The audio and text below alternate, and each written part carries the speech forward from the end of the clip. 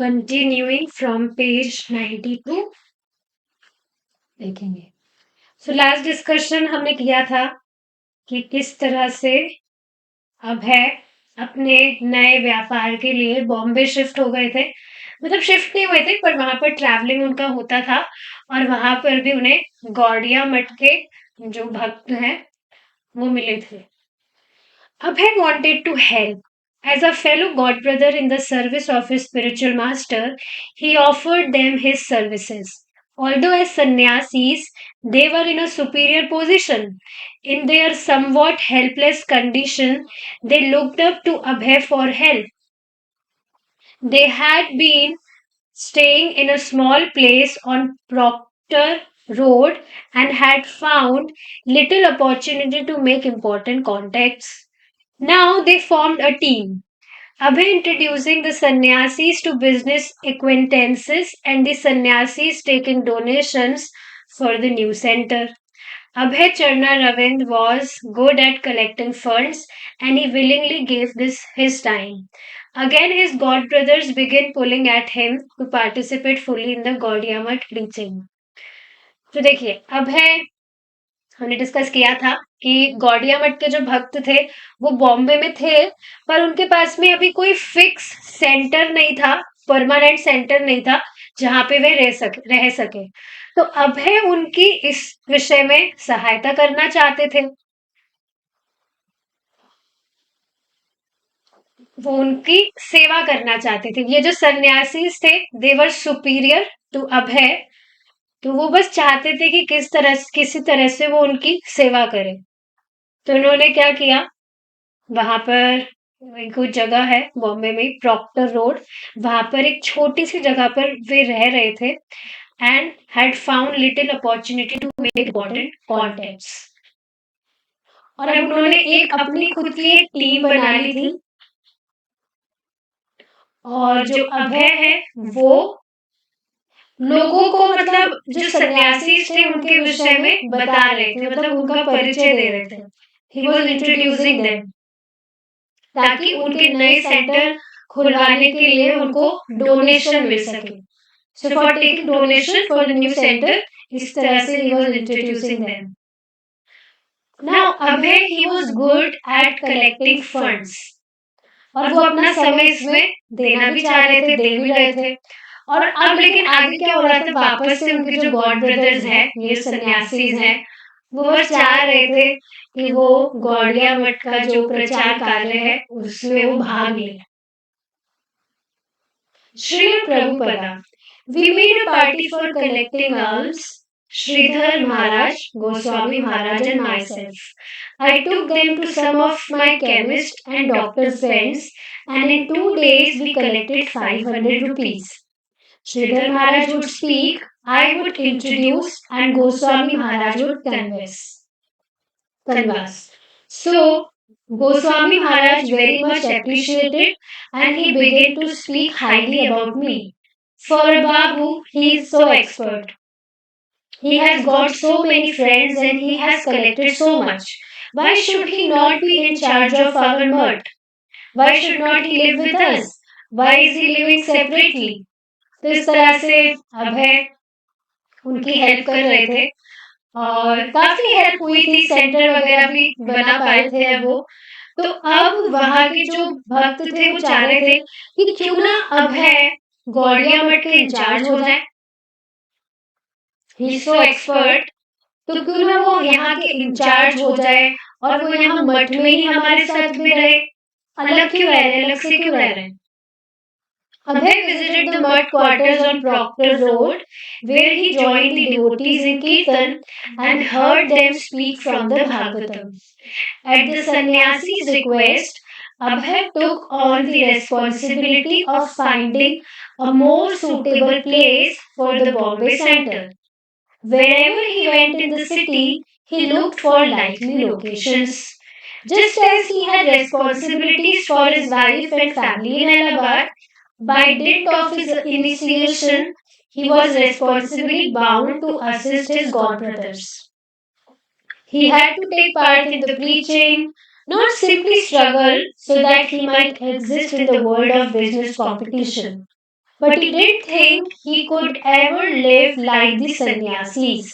No possessions, no business, sleeping on the bare floor, taking only simple meals. तो अब क्या हुआ? अभय जो मठ था प्रॉक्टर रोड पर, वहां पर जाया करते थे, जहां पर वो भक्तों को जो भी भक्त कीर्तन वगैरह करते थे उसके लिए उनको ज्वाइन करते थे, और जो भी कथा होती थी भगवान की भागवतम उसका श्रवण करते थे। और एक सन्यासी की रिक्वेस्ट पर अभय ने ये जिम्मेदारी अपने सर पर ले ली थी of finding a more suitable place for the Bombay centre. तो जब भी वो सिटी में जाते तो वो ऐसी लोकेशंस को देखा करते थे जहां पर गौड़िया मठ का जो सेंटर है वो वहां पर खुल सके। तो जैसे इलाहाबाद में उनकी अपनी फैमिली को लेकर अपनी वाइफ को लेकर जो रिस्पॉन्सिबिलिटी थी, अब यहाँ पर भी उनकी रिस्पॉन्सिबिलिटी थी कि वो अपने गॉड ब्रदर्स की सहायता करें, उनकी हेल्प करें, उनका ध्यान रखें और उनको प्रचार कार्य में भी सहयोग देना था।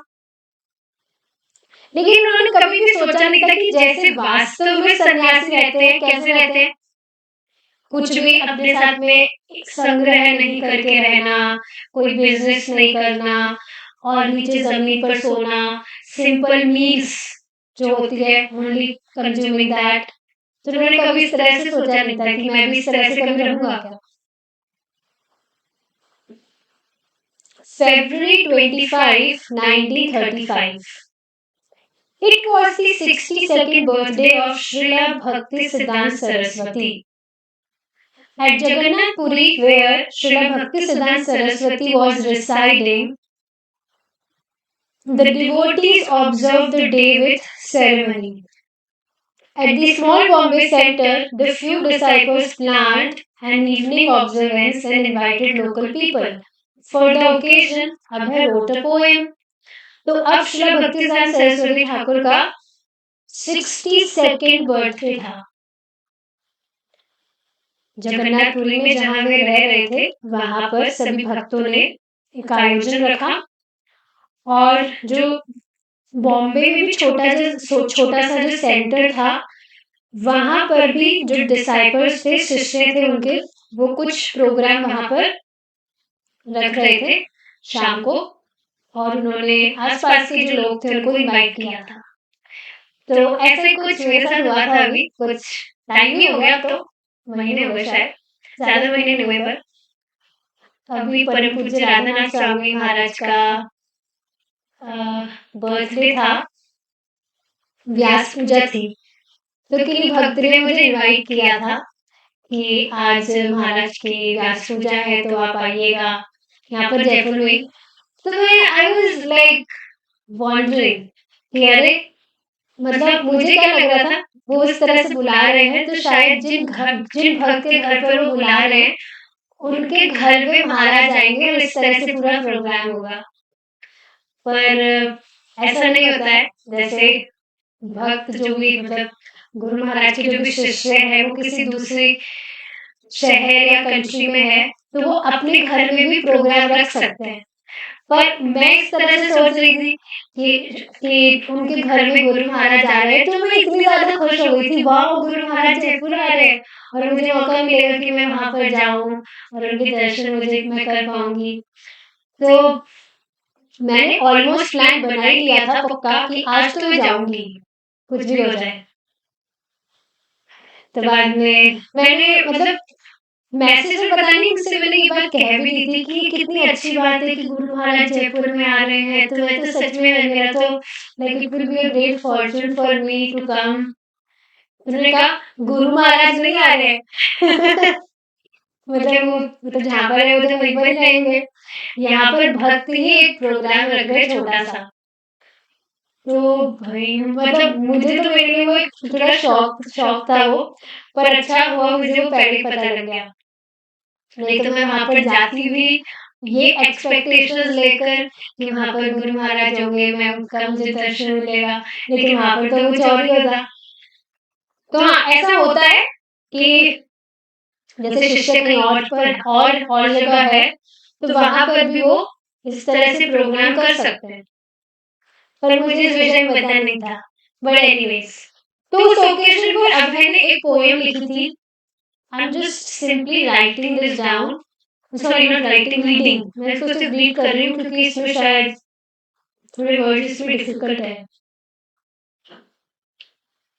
Adore, adore ye all, the happy day, blessed than heaven, sweeter than May. When he appeared at Puri, the holy place, my Lord and Master, his divine grace. O my Master, the angelic angel, evangelic angel, give us the light, light up the candle. Struggle for existence, a human race, the only hope, His divine grace. मैं एक बार मुझे जो जैसा जैसा अर्थ समझ में आ रहा है मैं बता देती हूँ, नहीं तो बोरिंग हो जाएगा ये मैं सिर्फ पढ़ रही हूँ क्योंकि ये स्टोरी भी थोड़ी लंबी है। सो जो वर्ड्स मुझे समझ नहीं आएंगे, I just Google it.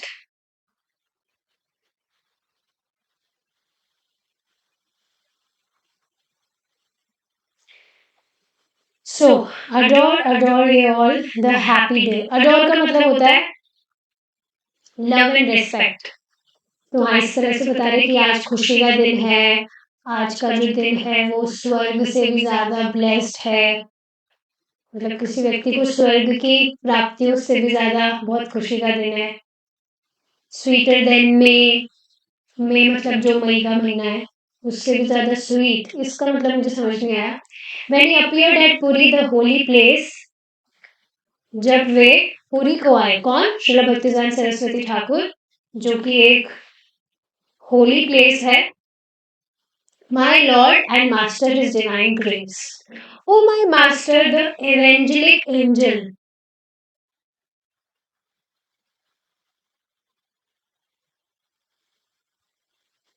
Evangelic का मतलब होता है spiritual. Okay, spiritual angel. Scripture मतलब आध्यात्मिकता से related. Gives us the light of the candle. तो ये हम जब प्रेयर करते हैं ओम अज्ञान तिमिरांधस्य, ये उसी से रिलेटेड मुझे लग रहा है। Struggle for existence a human race, the only hope is his divine grace. Misled we are all going astray, save us Lord, our fervent pray. Wonder the ways that to turn our face, adore the feet, your divine grace. जिस तरह से सब जो लोग हैं वो भ्रमित हैं, लेकिन आप हमें बचाइए।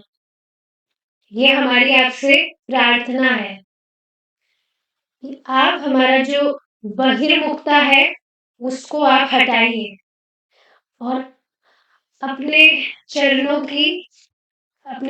का आश्रय हमें दीजिए। Your divine grace. Forgotten Krishna, we fallen souls, paying most heavy the illusions told.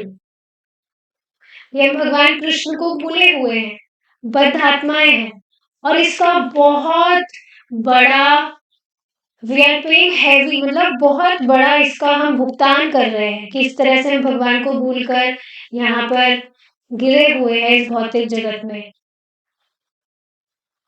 Darkness around all untraced, the only hope is divine grace.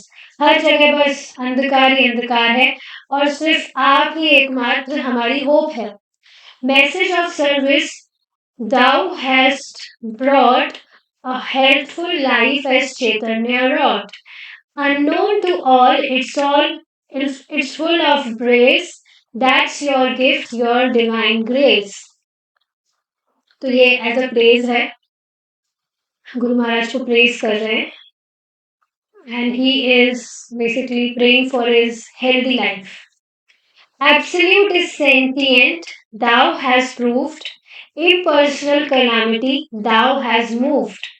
This gives us a life anew and fresh, worship the feet, your divine grace. तो ये आपने ये जो लाइनें तो आपने सुनी होगी, प्रभु जी भी इसको बहुत बार रिपीट करते हैं। Absolute is sentient. मैं इसको एक बार ट्रांसलेट कर लेती हूँ, एग्जैक्ट मीनिंग पता होना चाहिए।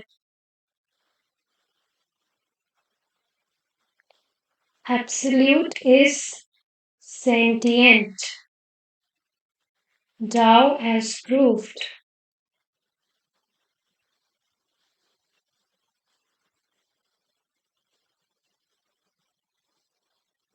Impersonal calamity.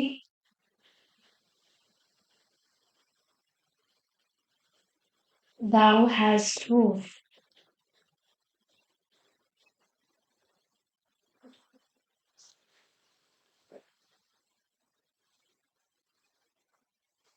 ठीक है, तो इसका अर्थ देखिए क्या है, बहुत इजी है। एब्सोल्यूट इज सेंटिएंट मतलब एब्सोल्यूट जो परम सत्य है वो वास्तव में एक व्यक्ति है, ये आपने सिद्ध किया है गुरु महाराज ने।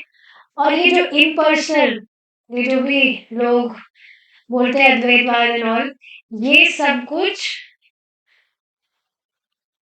एक बाधा की तरह है। इट इज लाइक कैलामिटी जो आपने दूर की है। This gives us a life new and fresh.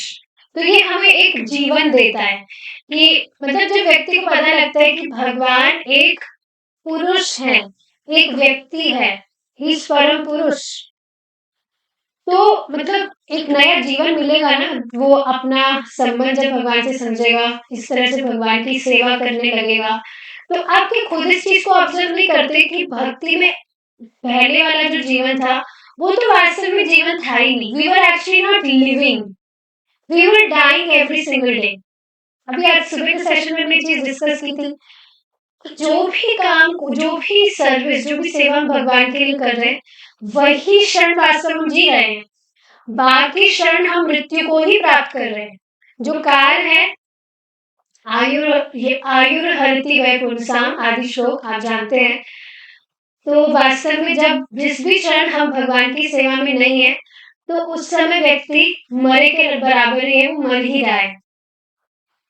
तो हाँ, ये बात आप समझे, पहले जब भक्ति में व्यक्ति नहीं आता है तो वो बस हर दिन मर ही रहा है, लेकिन जब वो भक्ति में आता है, भगवान से अपना संबंध समझता है और उसको जागृत करने की प्रक्रिया फॉलो करता है, तो वास्तव में वो जी रहा है, जीवंत हुआ है। तो ये चीजें बताई जा रही। Had you not come who had told the message of Krishna forceful and bold? That's your right. You have the mace. Save me a fallen your divine grace. इसका अर्थ है कि जिस तरह से भगवान कृष्ण का जो संदेश है वो आप इस तरह से बोल्डली बता रहे हैं, प्रचार कर रहे हैं, ये जो आपका तरीका है ये बहुत अमेजिंग है। और आप इससे ही जो बद्ध आत्मा है वो सेव हो सकते हैं, बच सकते हैं, सुरक्षित हो सकते हैं इस भौतिक जगत से। The line of service as drawn by you is pleasing and healthy like morning dew. The oldest of all, but in new dress, miracle done, your divine grace. कि आप ये जो सेवा कर रहे हैं, it is pleasing and healthy.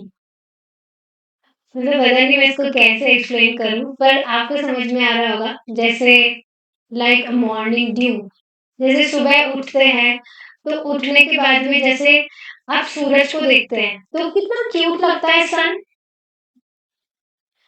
हल्की हल्की सी जो भी सुंदर रेज होती है, उसका जो कलर है वो डिफरेंट ही होता है, तो वो देखने में कितना सुंदर लगता है।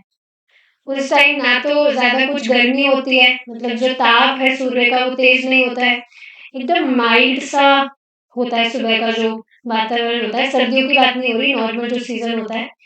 तो उसी तरह से आपकी जो सेवा कर रहे हैं, इस तरह से you are giving message of Krishna, it is pleasing and healthy like morning dew, the oldest of all but in new dress.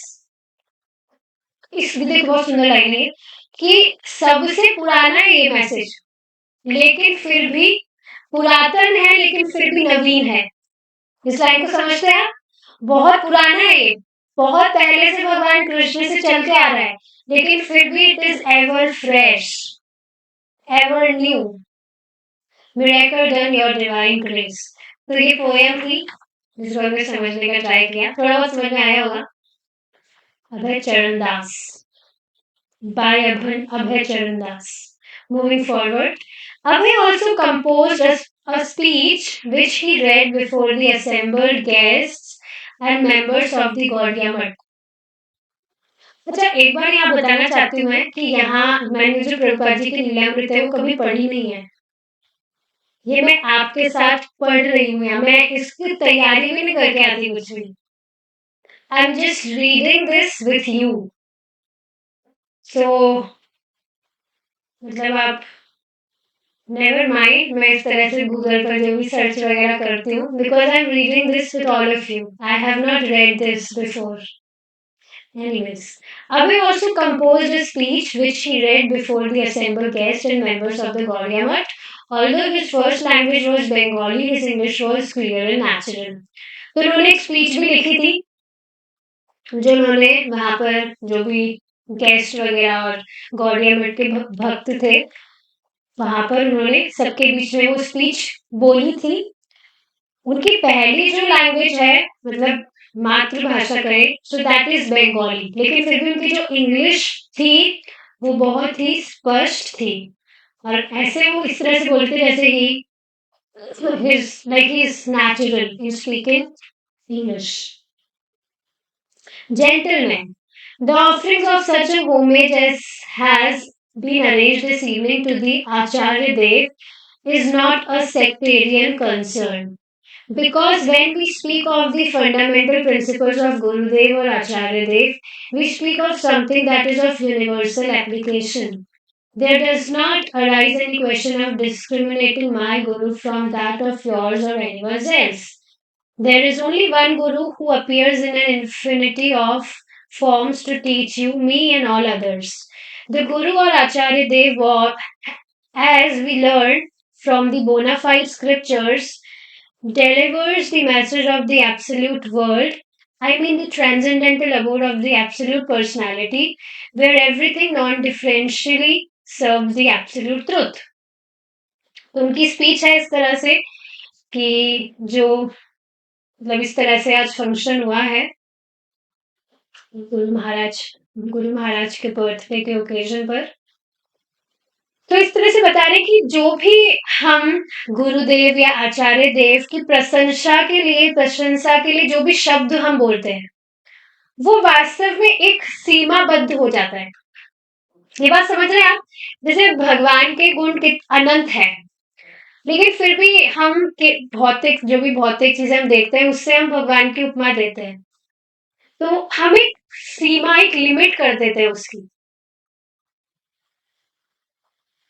तो उसी तरह से आचार्य देव, गुरुदेव जो है, स्पिरिचुअल मास्टर जो भी है, पूर्वाचार्य, तो जब हम उनकी प्रशंसा करते हैं तो वो भी एक सीमा में आ जाता है, पर वास्तव में उस सीमा तक ही नहीं है उनकी जो भी प्रशंसा है, अनलिमिटेड है उनके जो गुण, उनके अगर गुण बोले जाए तो। और इस तरह से बता रहे हैं अभय कि there is no question of discriminating my guru from yours और एनीवन एल्स, कि यहाँ पे डिस्क्रिमिनेशन की बात नहीं कि आपके गुरु महान है कि मेरे गुरु महान है, ये सारी बातें नहीं है। सभी के एक ही गुरु है जो सभी को भगवान के विषय में बताते हैं। मतलब इसका अर्थ क्या है कि सभी जो गुरु है परंपरा में जो आ रहे हैं वो कुछ नई बात नहीं बताते हैं, भगवान के संबंध में ही बताते हैं। So we learn from the bona fide scriptures delivers the message of the absolute world. तो जो भी मतलब भगवान के विषय में सारी बातें बताते हैं, इस तरह से यहाँ पर बताया जा रहा है। Like the poem, the speech was personal, but even more than the poem, it was authoritative, philosophical preaching.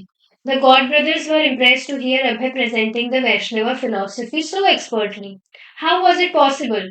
Of course, it should not have come as a surprise. He had heard the Vaishnava philosophy from Srila Bhaktisiddhanta Saraswati, just like his god brothers. Why should he not be able to enunciate the teachings of his spiritual master?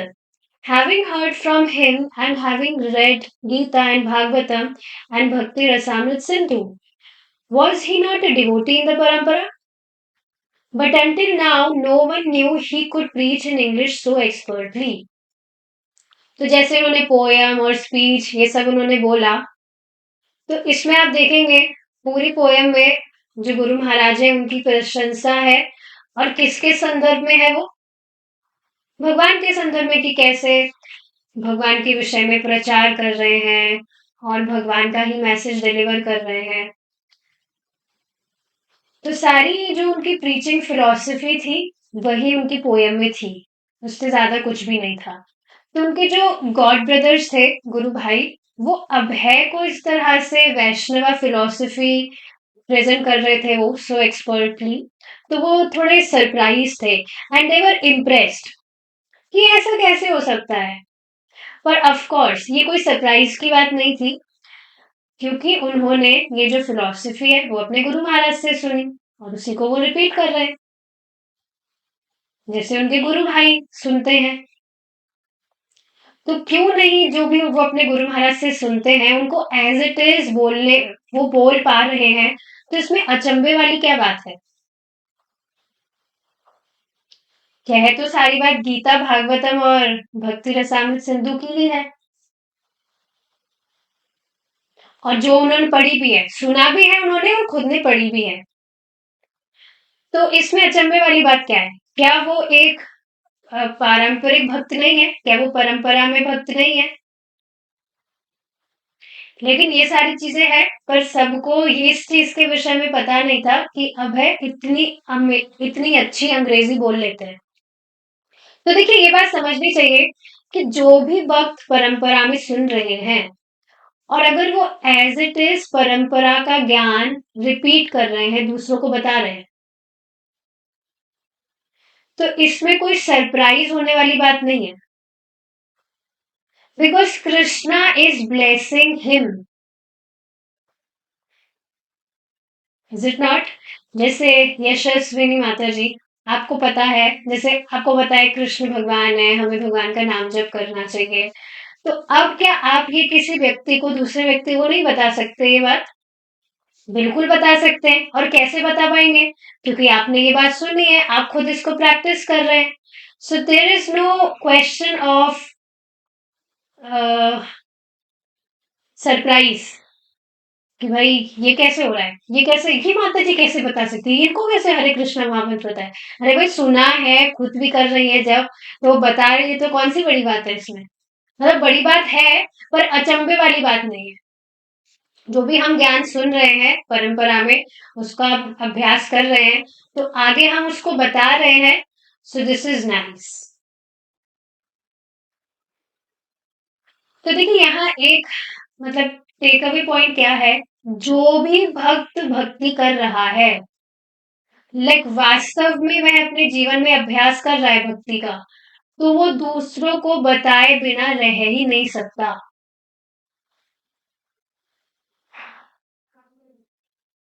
समझ रहे हैं? जैसे आप सोचिए ना, भक्ति की भी, अगर भक्ति को हम साइड में रखें, कुछ भी सामान्य चीज आपने अपने जीवन में की और उससे आपको फायदा हुआ, तो क्या आप किसी और को बिना बताए रह पाएंगे? आप उसके बेनिफिट्स शेयर करते ही हैं, करेंगे ही, कि देखो इतनी बढ़िया चीज है, मैंने उसको किया, यूज किया, या जो भी मैंने उसको अपने तरह से फॉलो किया, तो मुझे इतना बेनिफिट हुआ।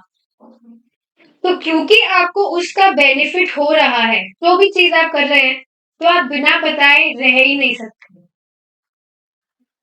कुछ भी वो चीज हो सकती है, सामने वाला चीज से आपकी सलाह पूछ भी नहीं रहा है, पर क्योंकि आप उसको करे हैं, आपको बेनिफिट हुआ है, तो आप सामने वालों को बताएंगे। तो सेम चीज, जो भी व्यक्ति भक्ति कर रहा है, वास्तव में भक्ति का अभ्यास कर रहा है, तो वह बिना बताए रह ही नहीं सकता, बताएगा वो। Therefore, if the absolute truth is one, about which we think there is no difference of opinion, the Guru also cannot be too. The Acharya Dev to whom we have assembled tonight to offer our humble homage is not the Guru of a sectarian institution or one out of many differing exponents of the truth. On the contrary, he is the Jagat Guru or the Guru of all of us. The only difference is that some obey him wholeheartedly while others do not obey him directly. तो यहाँ एक और word है, इसका exact word अगर meaning पता लग जाए तो बढ़िया ही होगा।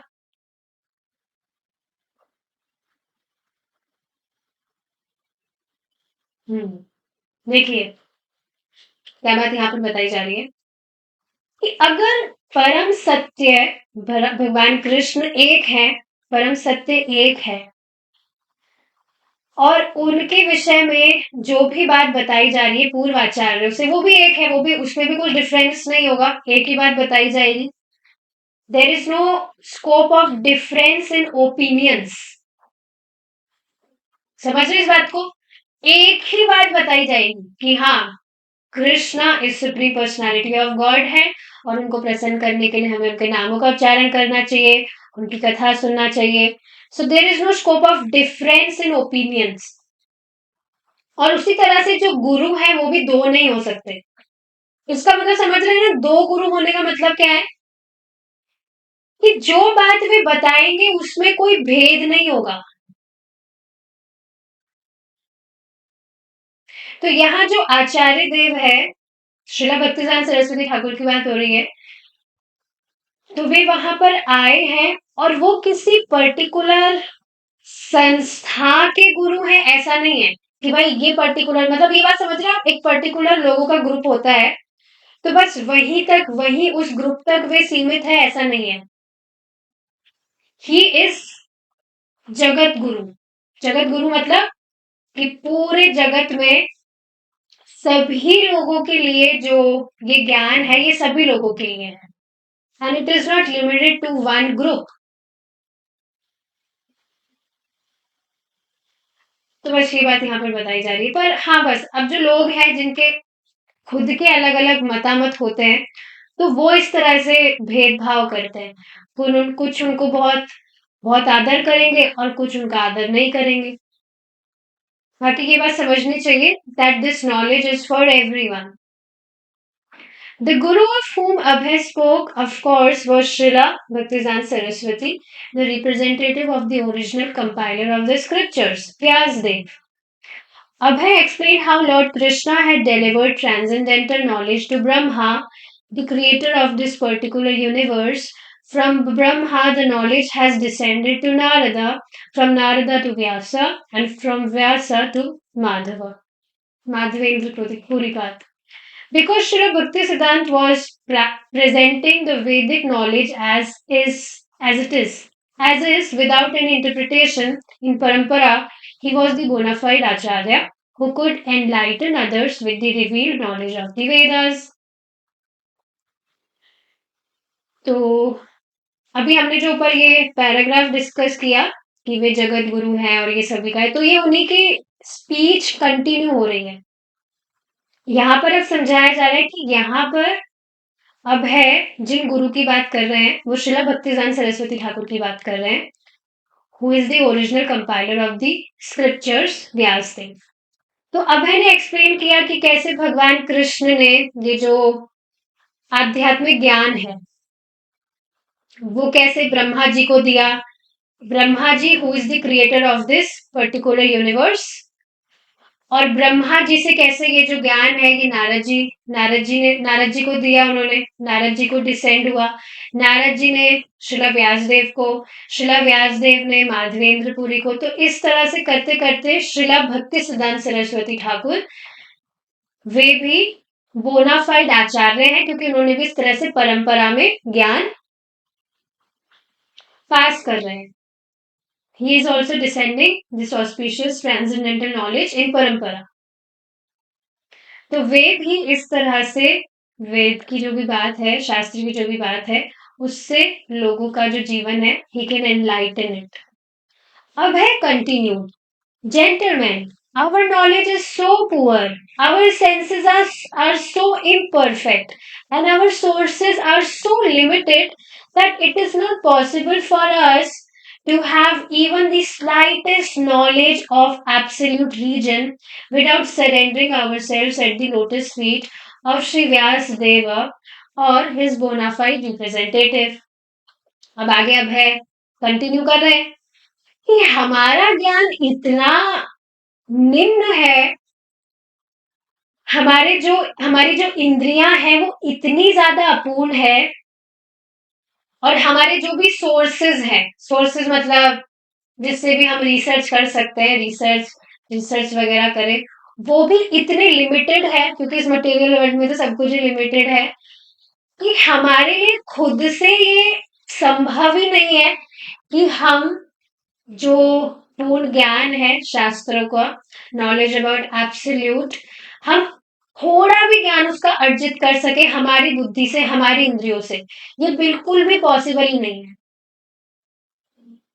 कि हम हमारे हमारे हमारे प्रयास से हम कुछ ट्राई या टेस्ट करें और फिर पता लगाए कि हाँ भाई शास्त्रों की बात ठीक है कि नहीं। ये हमारी रेंज के बाहर है।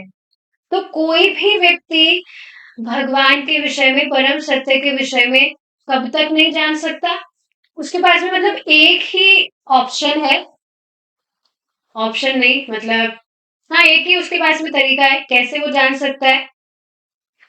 जो शिला व्यासदेव है या जो भी बोनाफाइड रिप्रेजेंटेटिव है, उनके प्रतिनिधि है भगवान के, जैसे शिला प्रभुपाद जी हुए, शिला भक्तिसिद्धांत सरस्वती ठाकुर हुए, जो भी आचार्यगण है, उनकी शरण लिए बिना, without surrendering to themselves, it is impossible for any person to understand the knowledge of scriptures. समझ ही नहीं सकता है। और सरेंडर होने का मतलब क्या है, सरेंडर करने का मतलब क्या है, आश्रय लेने का मतलब क्या है। जो भी पूर्वाचार्य गण हमें बात बता रहे हैं भगवान की, उसको एज इट इज स्वीकार करके उसको फॉलो करना।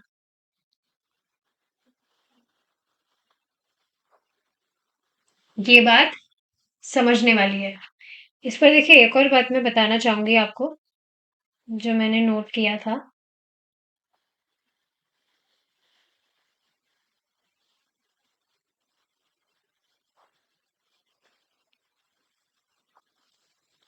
देखिए क्या बात मैंने नोट की थी कि जैसे यहाँ पर बात कही जा रही है श्रद्धा, कि जो भी बात हमें पूर्व आचार्य गण के द्वारा बताई जा रही है, श्रीला प्रभुपाद जी के द्वारा बताई जा रही है, हम उसको श्रद्धा से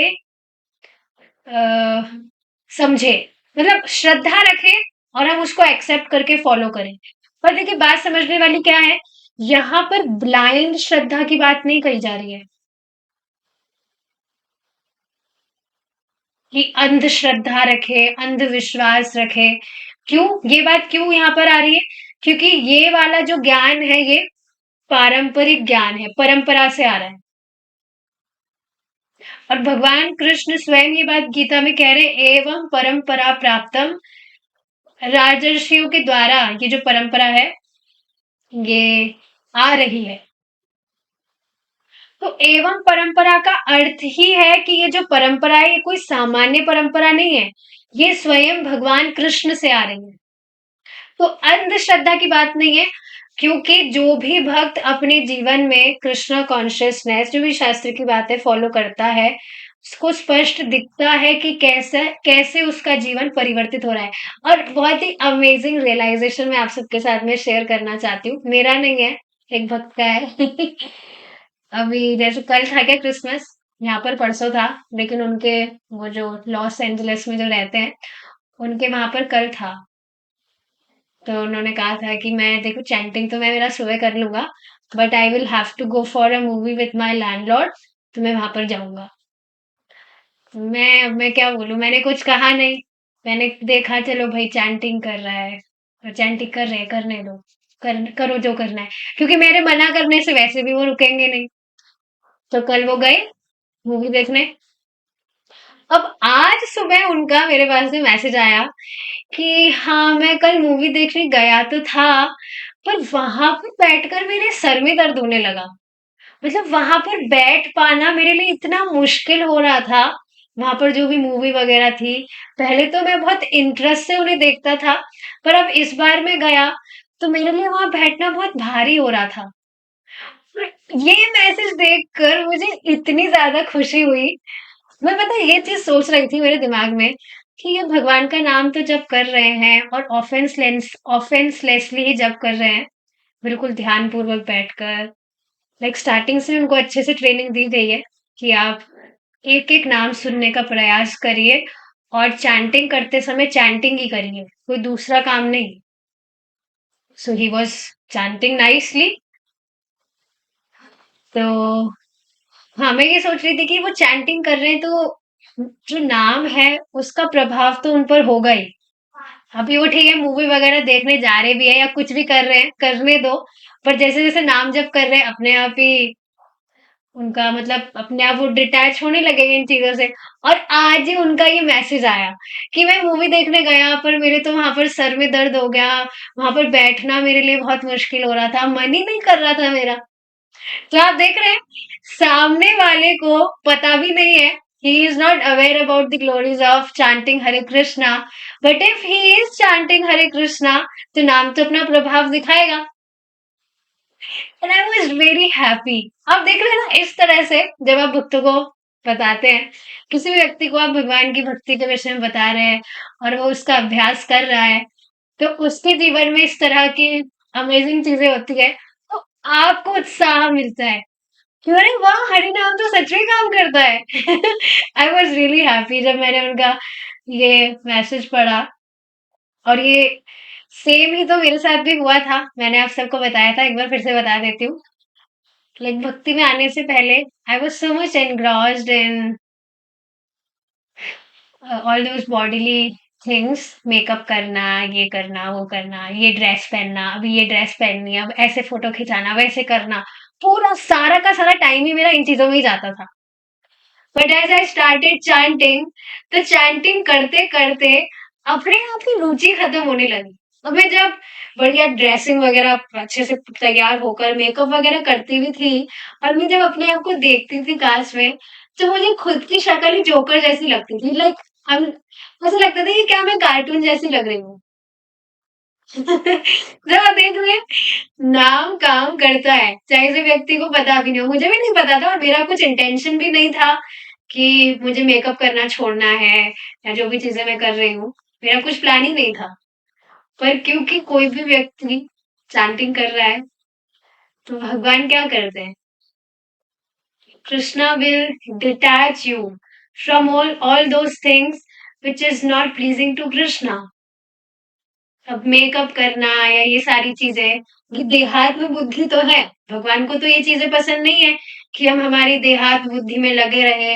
ये देहात्म बुद्धि तो बढ़ाता है कि हम मेकअप कर रहे हैं, अच्छा अच्छा ड्रेस पहन रहे हैं। सो ये देहात्म बुद्धि को तो बढ़ाता है कि हम ये शरीर है जो कि हम नहीं है। और उस समय जब हम मेकअप कर रहे हैं, ड्रेसिंग कर रहे हैं, ये कर रहे हैं, वो कर रहे हैं, उस समय तो भजन का तो टाइम हमारा गया ना। So Krishna detaches one who is chanting Hare Krishna from all those things which is not pleasing to Krishna. अब वो व्यक्ति मूवी देख रहे हैं तो भगवान को तो पसंद नहीं है कि उटपटांग कुछ भी हम भौतिकतावादी मूवी देखे बाहर जाके। So Krishna is detaching him from all those things and I'm really very happy.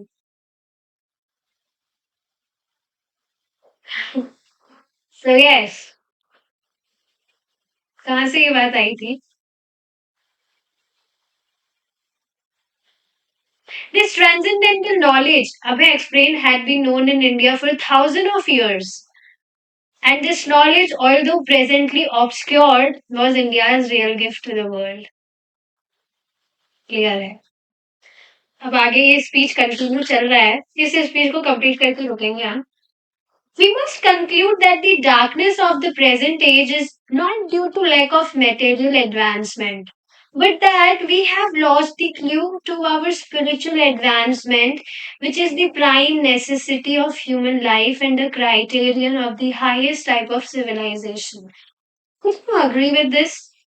आप देखेंगे मटेरियल एडवांसमेंट तो लोग बहुत कर लिए हैं, भौतिकतावादी जो भी टेक्नोलॉजी एडवांसमेंट, ये एडवांसमेंट, वो एडवांसमेंट, उसमें तो खूब प्रगति लोग कर लिए हैं।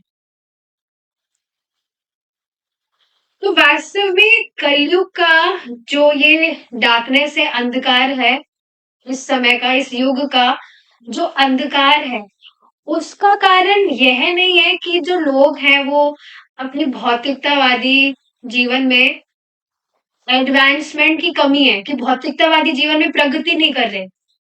ये कारण नहीं है इस कलयुग के अंधकार का। अंधकार मतलब समझ रहे हैं ना, अविद्या।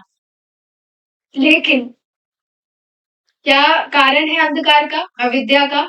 कि लोगों को इस बात का क्लू ही नहीं है, दे डोंट हैव हिंट कि उन्हें अपनी आध्यात्मिक जीवन में प्रगति कैसे करना है।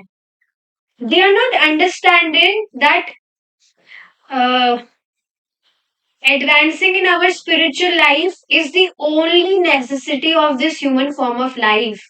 इस मनुष्य जीवन का एकमात्र जो आवश्यकता है जीव की, वो क्या है? कि वो अपने आध्यात्मिक जीवन में प्रगति करे। देखिए, बार बार में ये चीज समझने वाली है कि हम सिर्फ इस मनुष्य जीवन में ही कृष्ण की प्राप्ति कर सकते हैं, और मनुष्य जीवन में भी जो सबसे दुर्लभ है, भक्तों का संग, वो हमें प्राप्त हुआ है। तो इस मनुष्य जीवन में ही भक्तों का संग प्राप्त हुआ, और भक्ति करके हम भगवान के धाम को वापस लौट सकते हैं। और भगवान के धाम लौटने का अर्थ क्या है? Good by two all the material sufferings for always, जिससे हम संघर्ष कर रहे हैं। हम इसी की तो खोज में है। We are searching for permanent happiness, कि हमेशा हमेशा के लिए हमें सुख प्राप्त हो जाए। कभी भी हमारा जो मन है वो हमेशा ऐसे स्थान को खोज रहा है जहां पर जाकर उसे वापस नहीं आना पड़े, पूरी तरह से वो बस रम जाए। और कहाँ वह रम सकता है?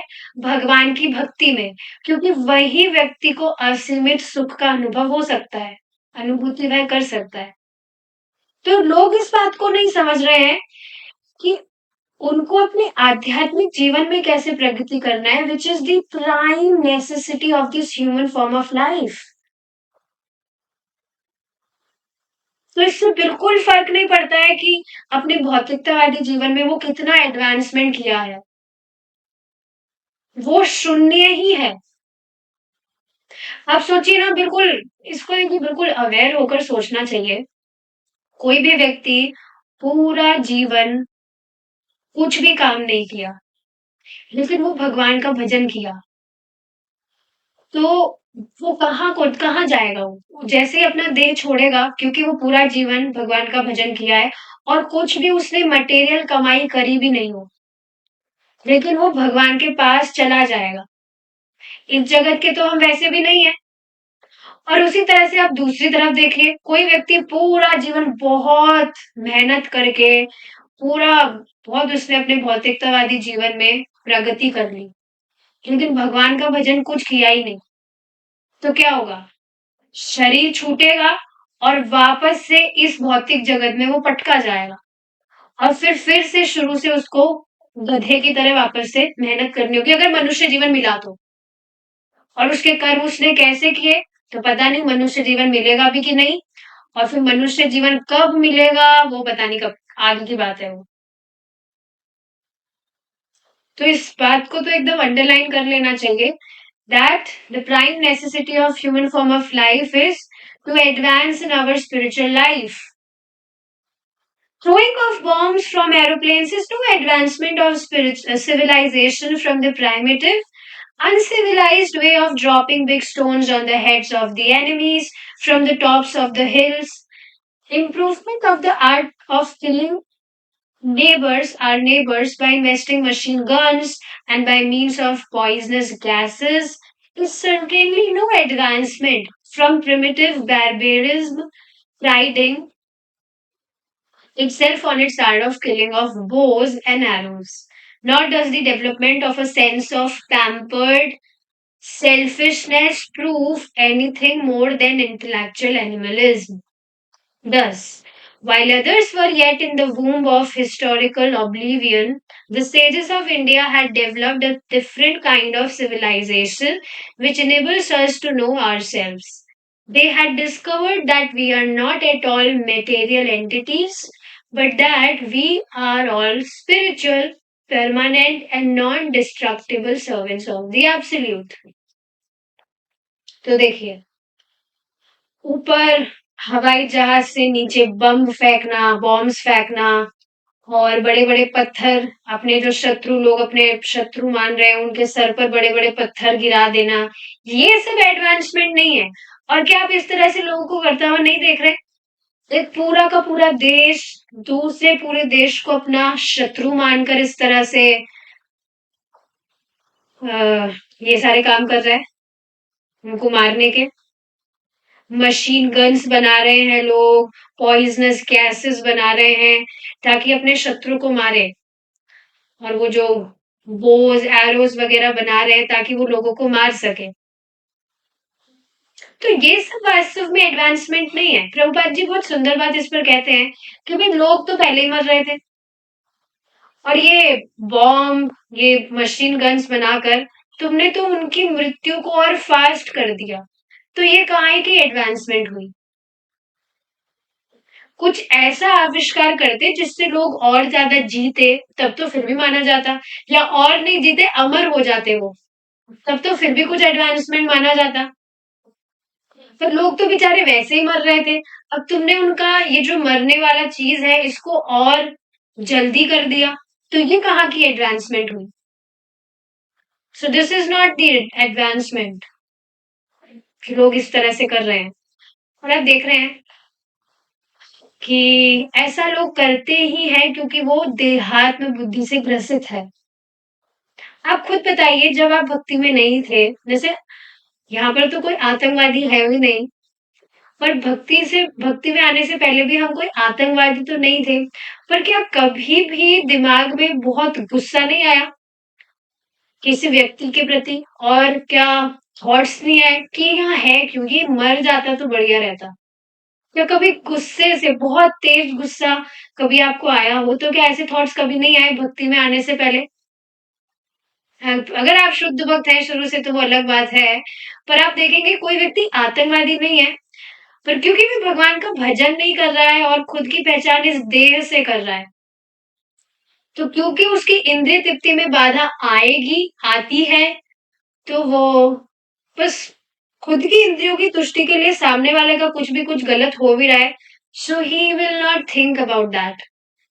हाँ ठीक है, उसने उसको मारा नहीं हो, पर ये थॉट भी आना कोई अच्छी चीज तो नहीं है।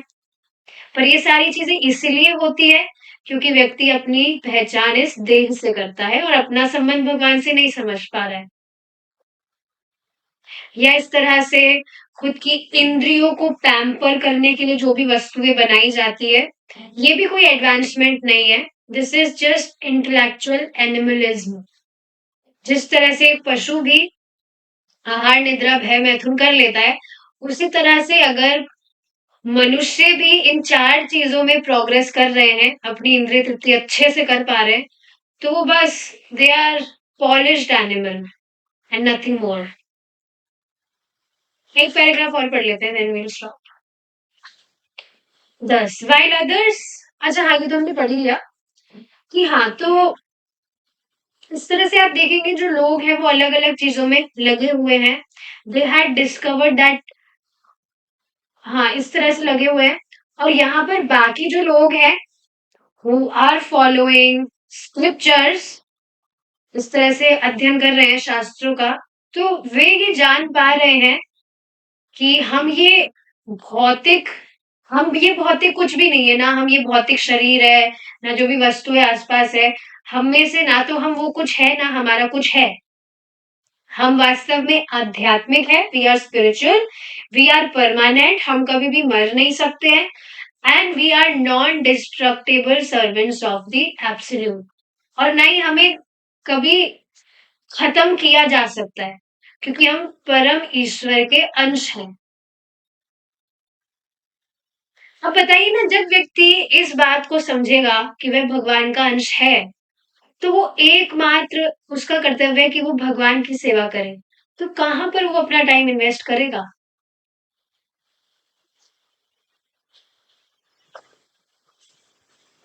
इस पर विचार कर लेना चाहिए। चलिए आगे का जो डिस्कशन है, we will continue it in evening 6:30 p.m. if Krishna desires। एक बात कह रहे हैं, I am jealous in this matter, I want share, I want it only for me. ठीक है, देखिए ये पॉइंट प्रभुपाद जी समझाते हैं, इसे कहते हैं कृपणता। आप खुद बताइए, जो भी भक्त इस तरह से कह रहे हैं, आप अभी भक्ति कर पा रहे हैं कि नहीं भक्त की वजह से? मतलब इसका मतलब समझ आया, भक्त कह रहे हैं कि मैं जेलस हूँ, I am jealous in this matter. मैं जो अभी प्रोसेस फॉलो कर रहा हूँ या कर रही हूँ, मैं दूसरों को नहीं बताना चाहता। मैं चाहता हूँ कि भाई मुझे इतना बढ़िया प्रोसेस मिला है, तो मैं इसको करके अपना पार हूँ, मैं औरों से मुझे क्या मतलब है। तो ये हुई कृपणता। आप खुद बताइए, अभी आप जिस पथ पर हैं, आपको किसी ने बताया होगा, तभी आप कृष्णा कॉन्शियसनेस में हैं अभी। That's why you are following all the things, is it not? तो क्या आप उस व्यक्ति के प्रति don't you feel grateful for that person जिसकी वजह से आप भक्ति में आए? Yes, you are grateful. तो उन व्यक्ति, आप सोचिए अगर वो व्यक्ति भी इस तरह से सोच रहे होते हैं कि भाई मुझे बढ़िया प्रोसेस मिला है, मैं ही फॉलो करूंगा, मैं किसी और को क्यों बताऊं, तो क्या आप अभी भक्ति में आते? आप सोचिए, जिन भी भक्त की वजह से हम भक्ति में आए हैं, उन्होंने वास्तव में हमें बचा लिया है। They are mediums of Krishna, Krishna only send them in our lives, but still we feel so much grateful for them.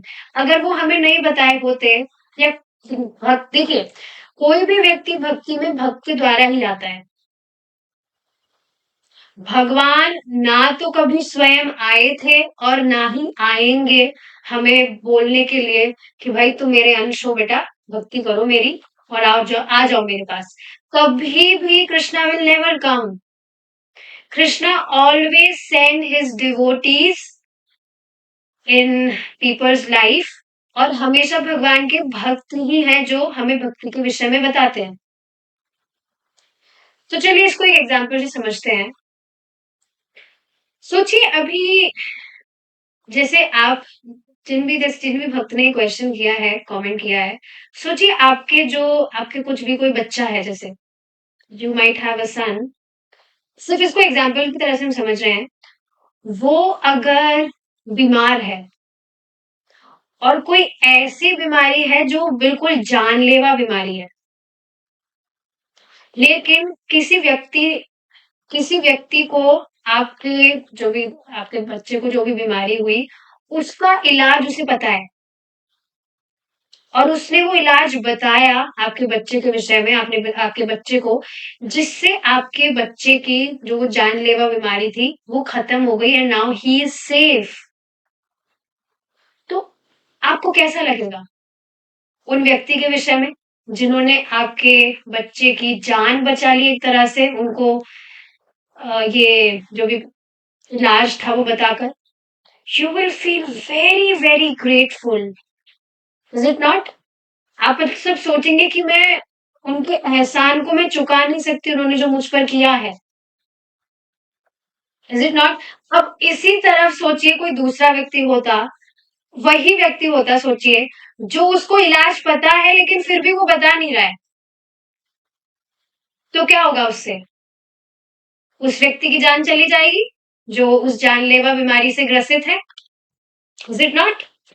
तो इसी तरह से समझना चाहिए that if we are here in this Krishna consciousness process, अगर हम इस प्रोसेस में हैं, तो एक तरह से हमारी जान बचा ली गई है। नहीं तो पता नहीं कितने कितने और जन्म इस भौतिक जगत में सड़ना होता, किस किस योनियों से गुजरना होता। अभी देखिए ना कितना ठंड का टाइम है और बाहर जो पशु हैं, उनके पास में बेचारों के पास they are helpless, they can't wear sweaters like us. और वो ठंड में बेचारे अपने आप को लपेट कर ऐसे बैठे रहेंगे, ठिठुरते रहेंगे। तो they are also living entities, और अपने पिछले किसी जन्म में वो भी एक मनुष्य रहे होंगे, क्योंकि अनादिकाल निकल गया है। कभी ना कभी मनुष्य रहे होंगे, पर भक्ति ना करने के कारण now they are rotting in this material world. And we, हमारी सभी की कंडीशन, हालत इसी तरह से है। तो ये बात समझनी चाहिए कि हमें इस बीमारी का इलाज पता है कि कैसे इस अविद्या से व्यक्ति मुक्त होकर भगवान के धाम लौट सकता है। अगर हम ये किसी को नहीं बताएंगे, तो हमेशा, अब ये जो हमने एग्जाम्पल अभी डिस्कस किया जानलेवा बीमारी का, तो फिर हम उस व्यक्ति की तरह कृपण होंगे। सामने वाला इंसान मर रहा है बेचारा, जानलेवा बीमारी से ग्रसित है, हमको पता है प्रोसेस, हमें इलाज पता है, फिर भी हम उसको नहीं बता रहे। तो हमारे जैसा, I will use a word, हमारे जैसा घटिया इंसान कौन हो सकता है। सामने बेचारा इंसान मर रहा है, हमको पता है दवाई क्या है, इलाज पत क्या है, फिर भी हम उसको नहीं बता रहे। So this is really not good. So we should not be jealous. और देखिए, सबसे अमेजिंग चीज, बहुत ही सुंदर फॉर्मूला आपको बताऊंगी। जब हम भक्ति कर रहे हैं और हम किसी और व्यक्ति को भी भक्ति में लाते हैं, तो उससे हमारा भजन बढ़ता है। तो कम से कम इस लालच से हमें दूसरों को बताना चाहिए। मैं तो हमेशा इसी तरह से करती थी, और अभी भी मेरा मतलब, आपको लग रहा होगा कि माता जी कितनी अच्छी है, सबको मतलब डिस्कस कर रही है इस तरह से books. No, I am doing it for my gain, कि भाई मेरी पढ़ाई हो जाएगी। कोई एक भक्त भी आ जाते हैं, मैं शुरू हो जाती हूँ कि भाई मेरी पढ़ाई होगी, नहीं तो अभी माया में जाएंगे। तो खुद के प्रॉफिट के लिए करना चाहिए, कि हमारा भजन बढ़ना चाहिए ना, दूसरों को हम बताएंगे। देखिए, जिनको भी आप भक्ति के विषय में बताते हैं, अगर उन्होंने आपके कहने पर माला करना स्टार्ट कर दिया, तो जितना भी माला वो कर रहे हैं, वो आपके अकाउंट में भी जाएगा, और उनका भी कम नहीं होगा, उनका भी जाएगा उनके पास। और उसका बेनिफिट, क्योंकि आपने उनकी सहायता की उनकी भक्ति में, तो उसका क्रेडिट, उनका जो भी बेनिफिट है, वो आपके अकाउंट में भी जाएगा।